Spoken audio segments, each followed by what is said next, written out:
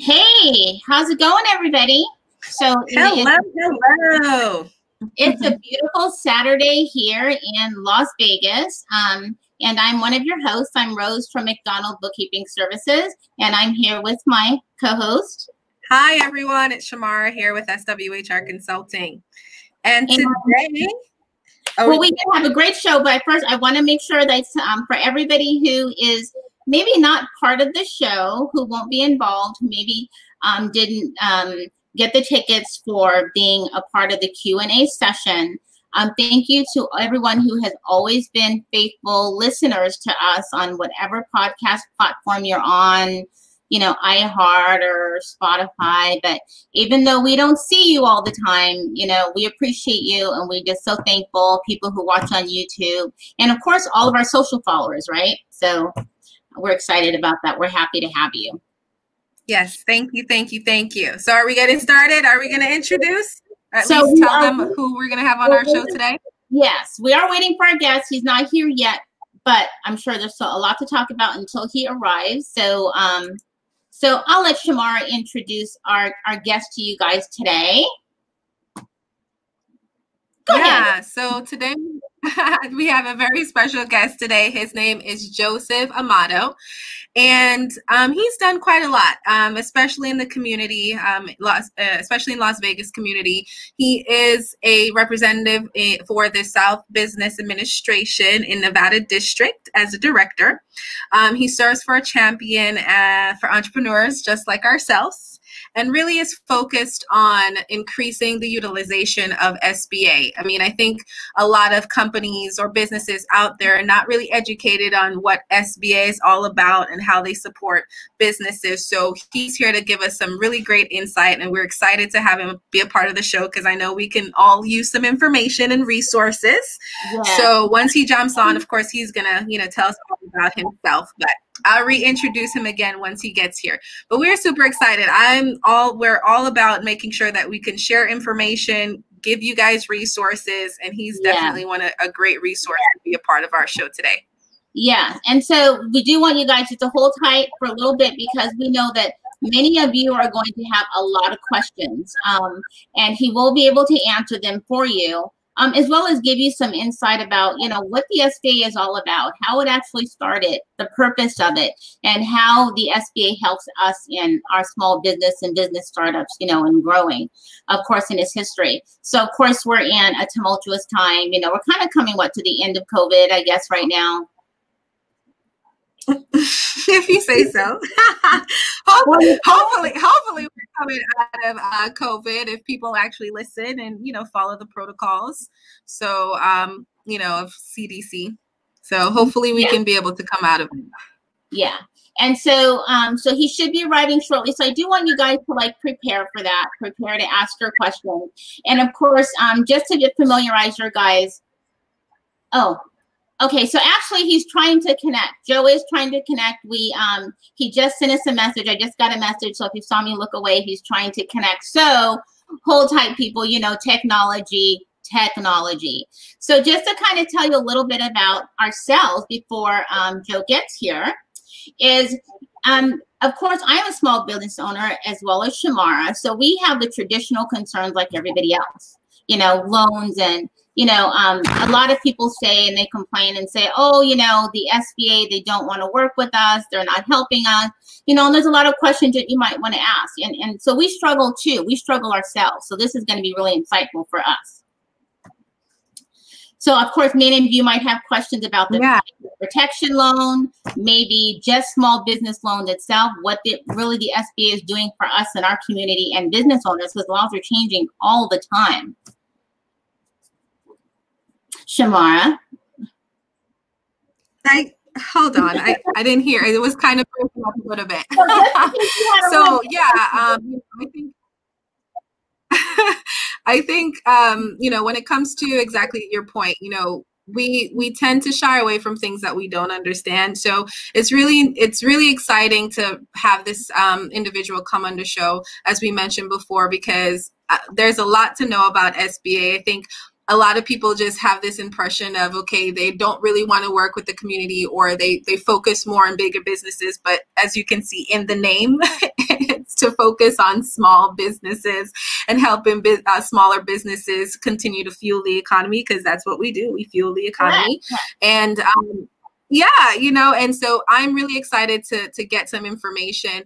When it comes to the questions, though, you know, we're going to pop those questions up on the screen. And so as those questions come in, he's going to get an opportunity to respond to those questions, as we are not accepting live calls. Correct? Just want to make sure that we're still on the same page on that. Okay. And the reason it made it a whole lot easier for us to not do the live call-in is because we're sure that many people are going to have questions, but he's going to have to elaborate. And we don't want to tie up the lines and him having to elaborate, especially if there's a question that really doesn't pertain to his industry or his field that he may not be able to answer. But of course, he'll answer whatever you need, you know, that or direct you, of course. So, so many of you right now, I'm sure, have probably either applied for the Paycheck Protection Loan, maybe a small business loan in the past, approved, disapproved. Maybe just want to know how things work, or really what it can do for us, you know, here in Nevada. And so those are important questions for me.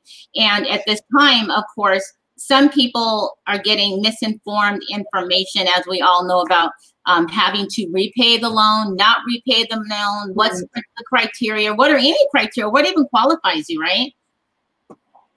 Yeah, and especially now too, I mean, they with the up and coming changes as well, they're putting more money into this type of fund as well, because they ran out of money.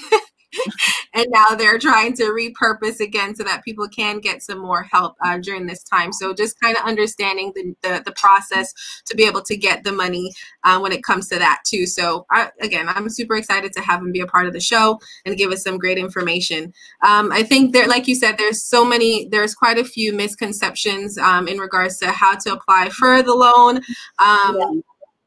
Do you know, if you are, for example, a consulting company, or like for us, we are a LLC, but you know, we probably hire like contractors as our support, right? How does that work? Like us, where we don't necessarily have a payroll, people on payroll. So kind of being able to answer those types of questions when you do have contractors, and if you even qualify for the loans as well. Or yourself, maybe you're not paying yourself. As the employer, you're not on payroll. So then it's like, what does that do for you? And then, you know, when you do get the loan, if you are approved and you do get any of the loan, are you audited for it? You know, what are the requirements of it? You know, are you reading the specifics and the details and what it involves and what you're supposed to be doing? So there's so much misinformation that I have found myself. Some people saying you don't have to pay it back, don't worry. And then I'm finding, no, that's not necessarily the case. It really depends on the situation. And it's something that we talk about often is that, and I'm glad you guys are being patient, so stay with us. He'll be here shortly. He's just trying to connect. We say often that we share that every business entity is its own entity. It's its own business. It's like no other. So just because something works for someone else or happen for someone else, it doesn't mean it's necessarily going to apply to you. Very true. So we're hoping he gets on pretty quickly. He's trying to connect. Just one second. So he said he's not connecting. Hold on. For some reason, he's not. So we'll probably have to get him on the line. Just a second. Thank you guys for being patient. I know that you guys are excited to ask your questions. Thank you for being here. We're super excited to get him on the show and answer whatever questions that you guys may have. Okay, so 1 second. So he's going to hold on tight. I'm emailing him back. He's just having a little bit of problem. So if he can't get on the screen, he's going to be able to hear your questions as well as you're going to be able to hear him. But he is trying to connect. So please be patient and hold tight. We really appreciate that. You know, technology can be a little bit much today in this time. So hold on a second. So he's going through. So for all of you, I'm not sure if you're all Nevada residents, if you're all business owners, and or if you have employees. So of course, introduce yourself so that we can see who you are and where you're coming from. Hey, thank you, Tina. Thanks for checking in, Tina. We also see you, Yadira. And so hopefully he'll be here pretty soon. He's checking in. Thanks everybody I see you, some of you are on YouTube. We appreciate you for holding on, all of our listeners. Just stay tuned, I promise. We're going to check you out. Again, my name is Rose. I'm with McDonald Bookkeeping Services, where I provide accounting and financial services. And my co-host. Hi, everyone. I'm Shamar with SWHR Consulting, and I provide human resource consulting for startups and small businesses. And here we go. Okay, I think we've got them coming in. Yay. Perfect. Hello, hi. It's Joe Amato. I hate airports. Hi, it's Joe. Sorry, guys, he couldn't get connected. So I guess if you're still trying, but we do have people waiting on you to ask some questions. Okay. So I'm trying to get him to, hold on a second, you guys, so you can hear him. He's having a little bit of problems, but he'll start getting connected, and hopefully you can hear him, and we'll place the, until he can get connected, we'll go ahead and get the answers, and we'll do a little introduction, and Joe can tell you a little bit about himself, and hopefully you can hear him all.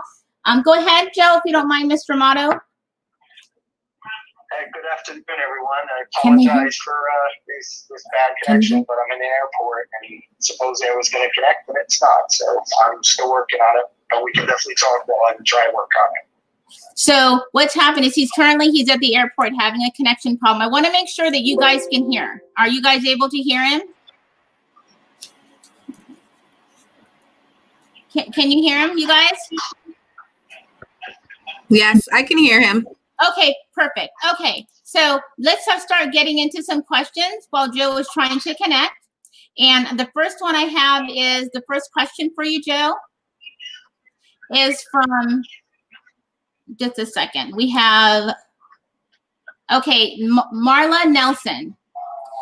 She just completed her self-certification as a women-owned small business. But I understand that the process is changing on July 15th. Are the new applications and required documents available now? I am, again, right now I'm really focused on EIDL and PPP loans and the forgiveness program. I have no idea about the woman self-certification program. Basically, my deputy would definitely have more information on that than I do. So I hate that to be the first question I can't answer, but it is nothing that I have readily available to me right now, focusing on disaster loans as we are. Now, being that I know that it's really important right now because of the whole situation with the Paycheck Protection Program and small business loans, a lot of people are under the impression that nothing has to be paid back, and maybe not. But can you give a brief scenario of really how that works? What's the criteria? So maybe people aren't really reading the actual the detail, the blueprint. You know what I'm saying? Yes. Well, first of all, there's two different programs. There's the EIDL program, which is the Economic Injury Disaster Loan Program. That is a loan program. It has a newer portion of it that was done a couple of months ago called the EIDL Advance, which is a grant that is up to $10,000. It's based on the number of employees you have in your company. So if you're a sole proprietor, it's one person. If you're a business with 10 people or more, you're eligible for $10,000, up to $10,000. If you have one person, two persons, you're $1,000, $2,000. That is a grant that is not to be paid back. But the EIDL loan portion is a loan. It's a 30-year amortization with a 3.75% fixed rate for profit businesses and 2.75% fixed rate for nonprofit businesses. It's a very low rate cost of funds loan, and that is a loan. The PPP, or Paycheck Protection Program, is a funding mechanism which is supposed to end as being a forgiven debt. So when you get PPP, which is basically there to help you with your payroll, your staffing, your employees, or if you're an employee of one and a contract sole proprietor, it's meant to help you. That is initially an 8-week program where you basically get funds based on your average income over a month times 2.5. Those funds are basically then dispersed over 8 weeks. Now, for some reason, your business is having a hard time staffing up, getting employees in, ramping up because of stay-at-home orders or statewide or citywide non-essential business closures. The Senate and House just passed a resolution that allowed the 8-week program to be extended up to 24 weeks or through the end of December 31st, 2020. That is supposed to be a forgiven loan, forgiven funding, unless you do something outside the parameters of the two major requirements, which is number one, you bring yourself back to full staffing over a specific period of time, which we don't know anymore because of the new ruling we haven't got guidance on, and that you use at least now 60% of the PPP funding for payroll. It used to be 75%, is now 60%. Those are the two major programs, EIDL A and EIDL B, which is EIDL Loan and EIDL Advance. The EIDL Loan is repayable. The EIDL Advance is a grant. And then PPP, which is a funding mechanism. No, I think we might have lost him. Did you lose me? Go ahead. No, we've got him here. Go ahead. Okay. And the PPP program, which is the funding mechanism, which is supposed to be forgiven debt with non-taxable consequences. So hopefully I gave you enough information there. So what is the normal? So we have Yadira Valencia, and she said she already went through the whole EIDL loan to apply, and she's already received her approval, and it's been over a month ago. Is there an estimated turnaround time, or do you have any idea? I wish I knew. The EIDL program is run by the Office of Disaster Assistance. They are part of SBA, but completely independent from us. Just recently, they gave us some email addresses that could be in access for status, because they won't tell us anything directly. So normally what should happen is it's turned into a couple month process when it, again, for whatever reason, besides just pure volume. They got over 5 million applications. I think at this point, after 7-8 weeks, they're about to 10% of their applications have now been approved, and somewhere in the area of 10% have been declined. So they're still going through, just getting through the first million or so applications that were submitted, just because it's just pure volume. What should happen is after they get their loan docs, we're thinking a reasonable amount of time, 2 to 3 weeks, maybe 4 weeks at most, you should be receiving your funding, and it drops out of the sky. One day you look at your bank account, you have money in there. So just be vigilant of your bank account once you sign your EIDL docs. And I'm hoping that 4 weeks is definitely the limit, but we're just not sure. We're trying to push every day to get more information.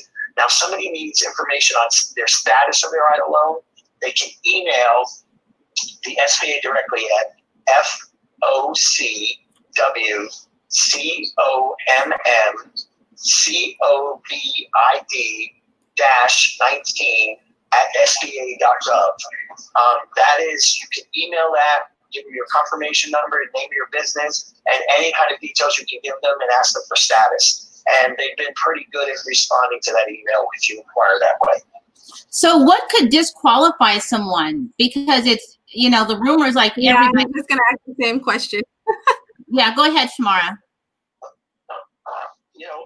The disqualification. No, I was going to ask the same question in regards to how are you? Yeah. Go ahead, Jill. Go ahead. Okay. The declinations have been more than I'd like.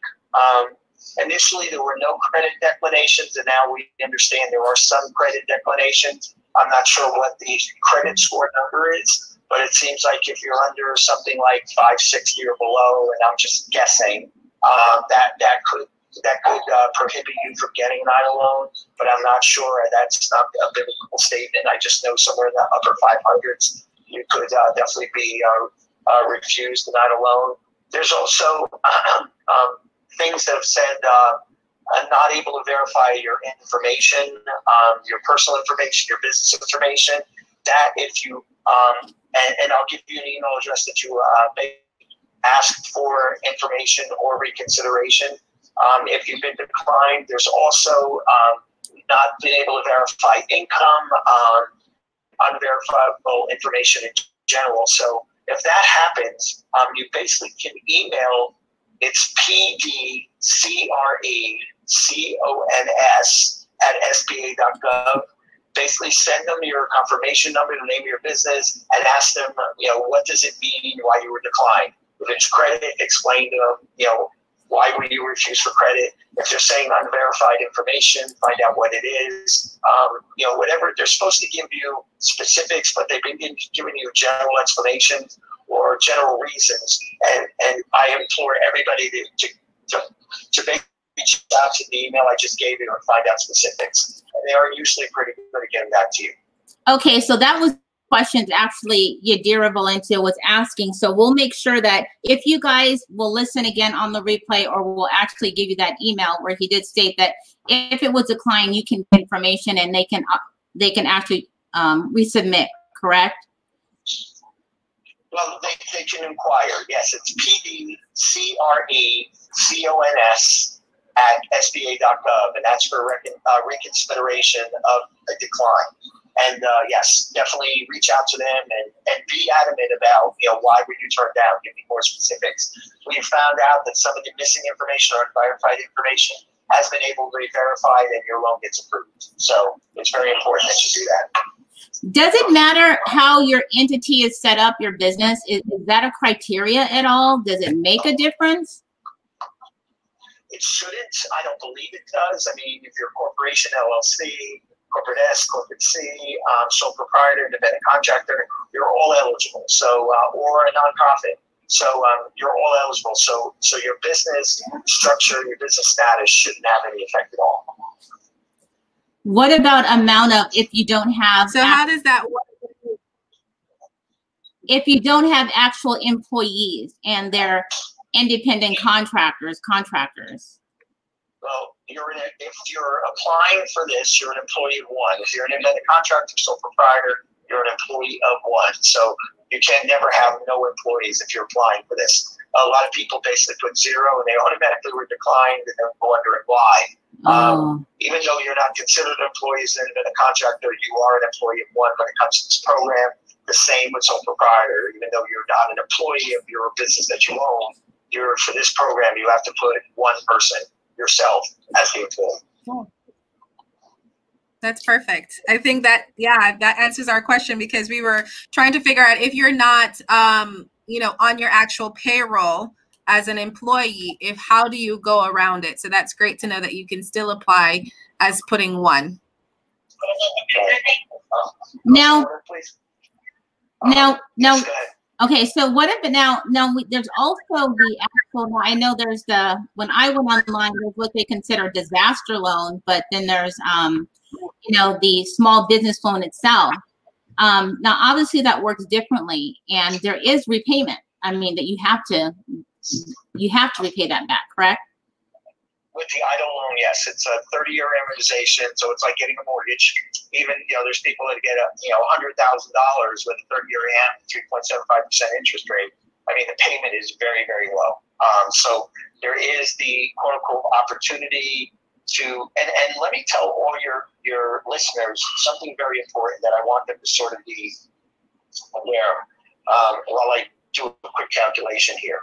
So you get a $100,000 loan at the 3.75% interest rate.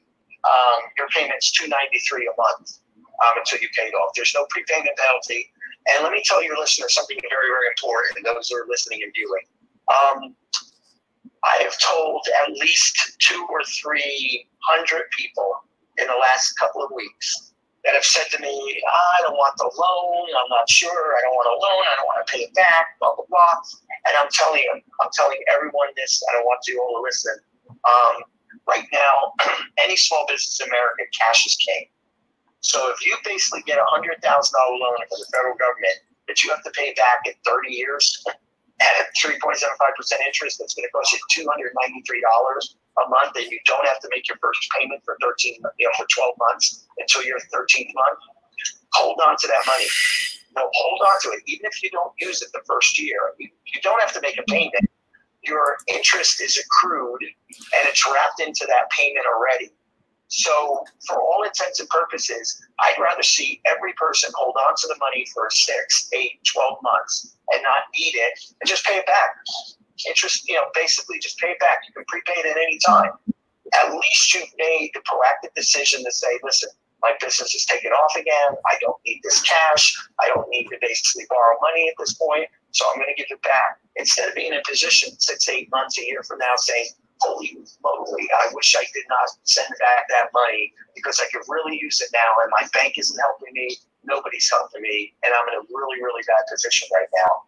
So, and I wish I had that money back. So I tell all your viewers, listeners, all the people that are following you, please be sensible when it comes to, if you get the award, take the award. If you've got to incur interest over a year or accrued interest when you pay it back, so be it. I'd rather you pay $300-400 because you don't need the money and interest than basically be begging for that money a year from now and nobody's going to give it to you. Yasir asked, is it normal is it normal not to even get the advance after 2.5 months of applying? Believe me, my internal joke is, you're in the queue and hopefully you'll be funded before 2025. I mean, I just don't know. I wish on whatever position I have in the SBA, which is supposed to be, substantive, that I just have no idea. The program was put together in a week. It's been evolving over the 9 weeks it's been in place. I just don't know how fast it's going to move. I mean, you could wait 2.5 months and all of a sudden the money will show up in your account tomorrow. I mean, that's how crazy it's been. And it's been a disadvantage to some people and it's been a great savior to others. I mean, it's the way the basically program is working right now, just because of sheer volume and the number of people they have working in the program. So when it comes to the, now I know there could be a potential audit and I think it's the banks that audit you, not SBA, is my understanding when it comes to how you're using the money for the Paycheck Protection Program. Okay, under $2 million, you have what they call safe harbor. And basically it means if you've got a loan under $2 million, your possibility of being audited by either the bank or the SBA is very minimal. They basically put it out there a couple of weeks ago. If you have over $2 million, there's a good possibility that both the bank will review, do a type of audit, and that the SBA, you're eligible for an audit as well. So, again, most of the loans, the average loan size is like $100,000 or less at this point, especially with PPP2. So, the possibility of you being audited is very remote.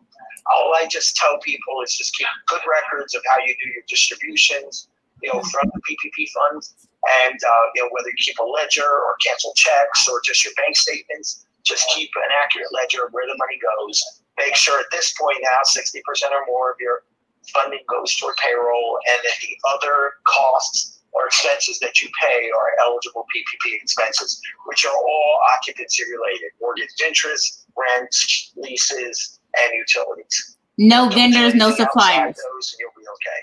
So that doesn't include paying like a vendor or somebody for products purchased. Not at a PPP. No, you should not be paying vendors on PPP unless they're your landlord or your leasing company. Now, what if you have money left available? I mean, does it matter that you didn't spend it all? Well, what basically is going to happen is there's a lot of companies that after the initial 8 weeks will have money left in PPP. What the intent of Congress was to take, so say you get $1 million and after 8 weeks you have $500,000 left because you had a hard time ramping up, had a hard time bringing people back, you were closed, for part of that time. So after that 8 weeks, if you have $500,000 left, as long as you use the balance of that money, the $500,000 you have left, toward payroll, and you can pay that payroll for another 16 weeks based on the 24-week cap that the Congress just passed. So you basically can continue to pay your staff with government money for the balance of the time until that money is extinguished, and your loan and your PPP funding will still be forgiven. Okay. Yes, that's the new change is just that. So if you have money left, keep on covering payroll. You're paying your payroll with government funds. It's an amazing situation. And if you needed another, if it takes you another 16 weeks to pay that, you've got up to 24 weeks to evaporate or extinguish or utilize all your PPP funding. and that will give you the best possible situation and still get forgiveness. Now, I'm Are you saying that it's okay for, for example, a business that did have independent contractors but want to reestablish themselves and bring on these people on their payroll? You're saying that they can transition their business in that way and utilize this money to do that? I didn't hear your whole question. You were sort of muffled. So I really need to hear it again because I want to make sure I give you the right answer. Yeah. So in regards to a business that may have had independent contractors working for their company, but now that they're in this stage of possibly getting this funding and want to transition those people into actual employees so that they could ramp back up and get ready to expand their business, is that, are they comfortable with them using that funding to be able to do so? They can pay them as employees. They cannot pay them as independent contractors. That does not change. So if they hired a company that basically had, basically 25 employees and 15 independent contractors, and we were very, very certain to let them know that they couldn't use PPP funding to pay for independent contractors. What they did is they transferred some of those independent contractors to employees, and at that point they were allowed to pay them. Okay. But yeah, for all intents and purposes, independent contractors cannot be paid out of PPP funding to a business because they're eligible to get PPP funding on their own. So that's where the difference is. And a business has to be very careful not to pay independent contractors with PPP funding, or that money will not be forgiven. Okay. So we have another question here. Can we pay business license renewal and employer tax portions with the PPP loan? So employer tax portion with the PPP loan. Again, it's all of a sudden you guys got really muffled. It's hard to hear you. I'm sorry, I didn't get that question. Oh, it's okay. So Yadira wants to know if we can pay business license renewal and employer tax. I'm thinking employer tax with a PPP loan. Okay. Taxes, depending on how you used your basis, or depending on how you set up the business, when you set in the information. So if you used like a 940 for the business to basically represent your total monthly average, that included taxes, benefits, everything that was included in your normal monthly average. If you use that as basis for your PPP from 2019, then you can pay those same exact expenses with PPP funding, in the 8 weeks or the additional weeks if you need them because you're self-employed. So it's really important for you to sort of know and understand that however you submit it will be however you submitted for funding will be replicating how you use your funds. And most of the banks are very understanding that in some cases that included both employee and employer taxes and everything else. So if that's what you use for basis, then that's what you'll be able to use for funding going forward. Okay. And in regards to the amount that someone is approved for, are they just decide what amount they want to give, even though they might submit for $50,000, but they only get 10? How does that exactly work? Okay, again, when I hear your question, I can't really distinguish what you're saying. So sorry, I'm not. Maybe it's just. So what it is what she's asking is for applying for not for the PPP loan, but for any of the for the emergency, the COVID, the SBA loan, the EIDL loans. What factors determine how much you get? Everything you asked me about EIDL is going to be the same answer. I just don't know. Yeah, he doesn't. Thought we understood it. They're just, first of all, the only people who can apply for EIDL still is agricultural firms.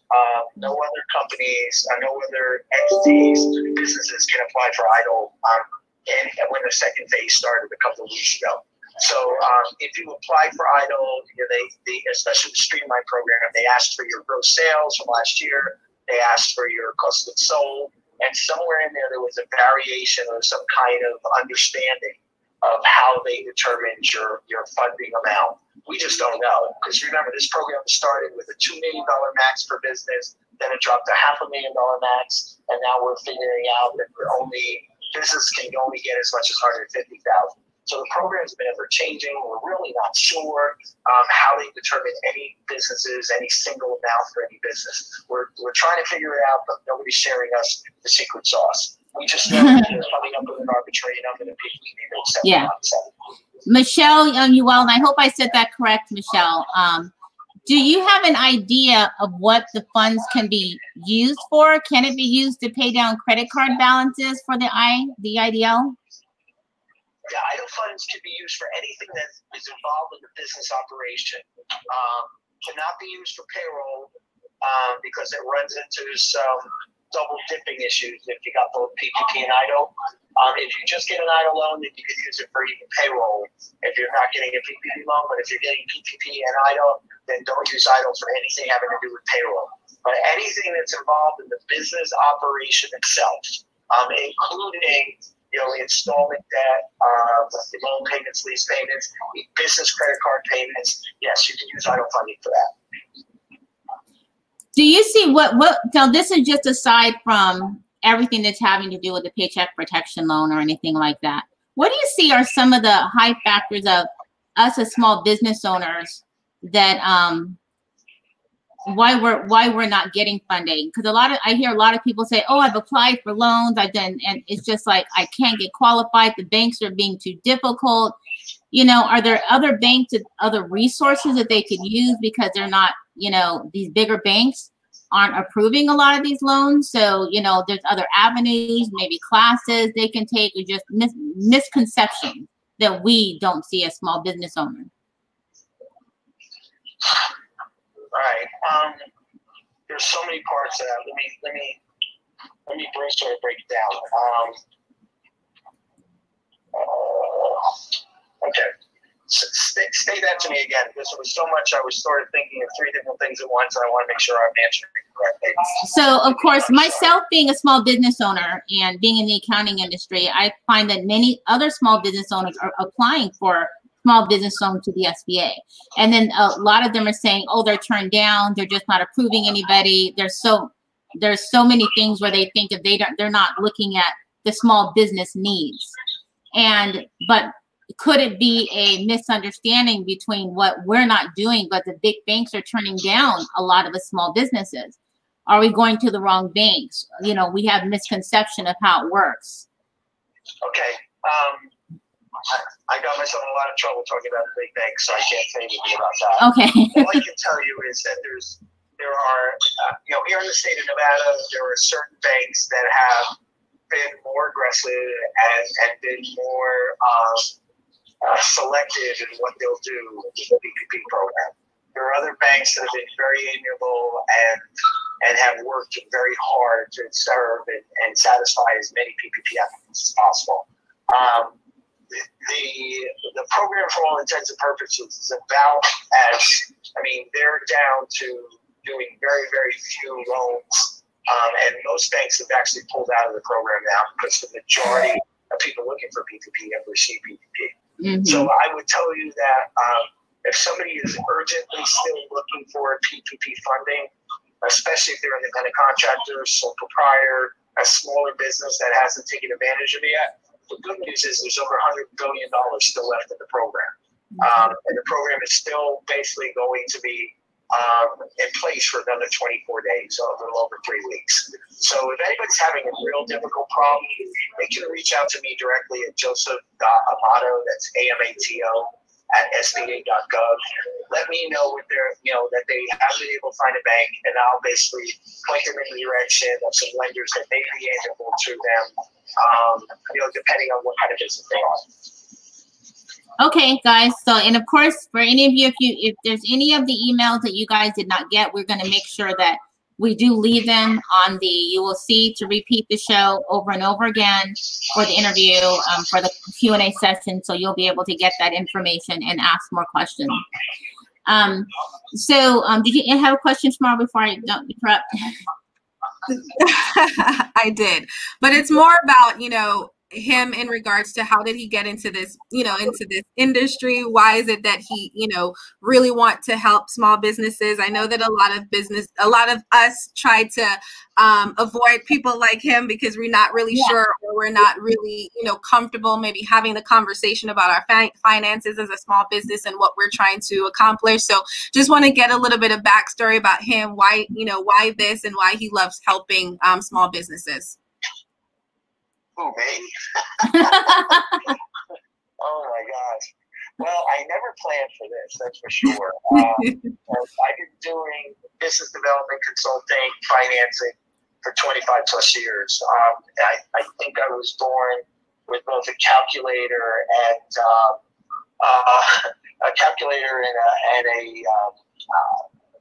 pencil in my hand, basically doing deals, structuring deals, helping people get funding for their businesses for decades and decades and decades.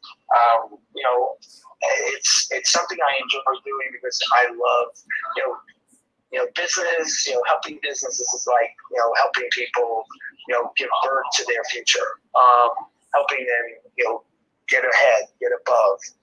The entrepreneurial nature of this country, the capitalistic nature of this country, no matter what the negatives that happen from day to day, this is truly a land of opportunity. And believe me, I see opportunity with all types of people every day. That's where I have my most fun. Since I moved to Nevada 3 years ago, I never had the interactions, being an East Coaster and living in a whole different world. I never had the level of interactions I've had, with the Asian community, with the Latin community, with the African American community, with what we call the underserved markets. And to me, it's just a blessing. And I cherish every moment working with businesses and seeing people get ahead, seeing our families prosper. It's not an easy road. That's why, being a consultant in this industry was always a very good business for me, because everybody who's smart knows to get an expert to help them. I always try to be very smart, very much on tune with what is needed, and being very benevolent the way I try to help people. So, taking this gig with the government, almost 3 years ago, was not my immediate choice or something I ever thought I'd have to do.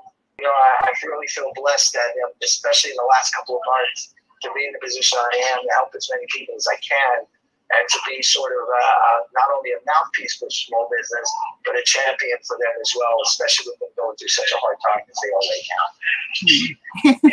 Yes. So this may not be a question you can answer, but I'm hoping you can. This has to do with, legislation and how we actually get the funding to Nevada, so that we could actually, so I'm not sure the right way to ask that question, but I know that it's who we place into office and what we need here in Nevada that gets us this funding, right?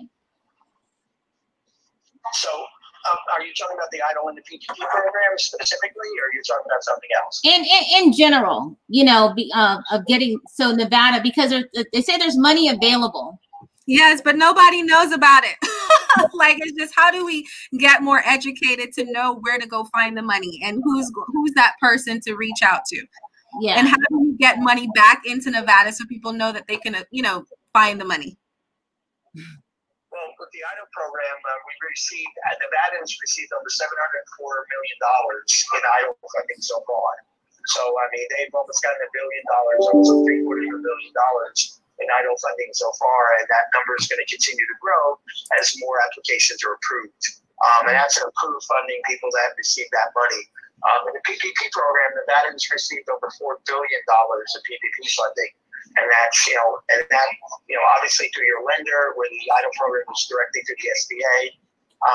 So those two programs, Nevada, for the size of our state, we just saw a Wall Street, I think a Washington Post article, which put Nevada at number 1 for EIDL funding, and based on the size of the state, the number of businesses, and the amount of loans that have been basically approved in Nevada, that $704 million. It actually alerted me to say, okay, well, we've done well in the number of businesses in our state, the number of people in our state. to do well, to get that amount of money. But on the same level, I'm saying if we're number one, then there must be a lot of people that are still waiting for money everywhere else, because we have less people that received enough money to be number one, but we know there are a lot of people still waiting for money here in Nevada. So it was sort of a double-edged sword when I saw that information. So those are the two main programs. I am going to be meeting with all the lenders by the end of June, basically to have sort of like a mini lender summit to talk about what's next, what's happened to recovery. How can we use the other SBA programs like the SBA Express program that's now up to $1 million? How can we get those programs to be utilized efficiently, effectively, quickly by businesses that are going to still need more money and are going to be in a position to borrow it? But I want to make sure that banks are in a position that want to lend it. I don't know if there's going to be any more stimulus money coming out, except for maybe some tax abatements and stuff like that for small business. But for the most part, the next phase is going to depend on state governments and the SBA basically putting together more lending opportunities, more funding opportunities that are going to be easily accessible for those businesses that deserve that money, that deserve that opportunity, that won't survive without it, but may need an additional $100,000 or $200,000 or up to $1 million to basically keep themselves relevant and vital until business picks up, until we get back to where we were 3-4 months ago.